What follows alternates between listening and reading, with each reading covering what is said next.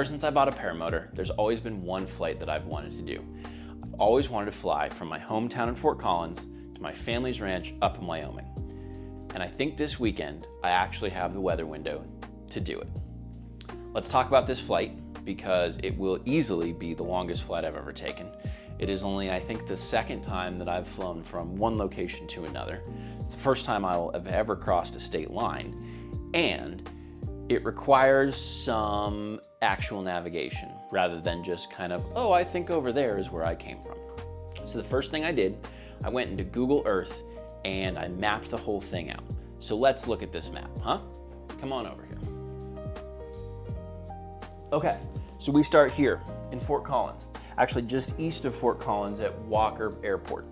I have permission to fly from here. It's this great grass strip, and it's the perfect place to take off. Might be a little further southwest than I want to be, but it will really only add about 5 minutes to the flight. So we're going to take off from Walker Field, and we are going to follow, there's some train tracks that actually go into Fort Collins. So here's our train tracks. We're going to fly along these train tracks until we get into Fort Collins. We have to stay east of Fort Collins, right? Because all of this we can't fly in because you're not allowed to fly over people. So we're going to basically follow these train tracks all the way into Fort Collins, and then we're going to get to our first major waypoint, which is right here. This is this big C roundabout. They made this roundabout for 287. It was like 5 years ago, and they made it look like a big giant C. Really visible from the air. So that's the first place we're gonna go, is this big C right here. So once we get to this C, next thing we're gonna look for is there's a pond right here by a cement plant. We're gonna fly right over this pond. And this is good because right here, there's kind of these like, I don't want to call them mountains, but hills that obstruct us from seeing 287. But if I fly right over that pond, coming from that sea, I should get over these hills and I'll meet back up with 287. So then we're gonna fly over 287, just right on top of it.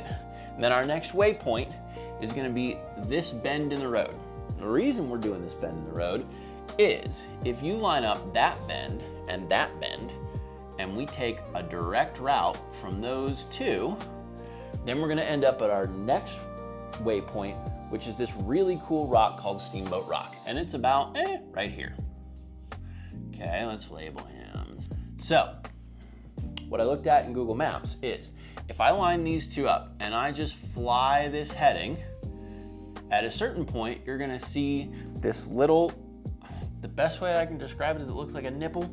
There's this little mountain that kind of does this, and right behind it is Steamboat Rock. So we're gonna fly the heading that these two things make, and then we're gonna see Steamboat Rock, and we're gonna cut over to Steamboat Rock, and we're gonna fly around Steamboat Rock a couple times because I've always wanted to do that.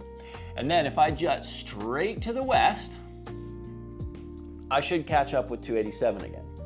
Then we're gonna fly along 287, probably a little east of it, until we get to Virginia Dale. Let me move the camera so you can see this better.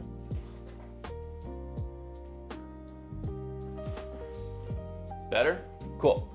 So, in Virginia Dale, there's this little church, and you kind of come up and over this thing, and then you go way down this valley and back up. And right there's this little church. It's like the only building that you can see in this one area. So we're gonna make that our next waypoint.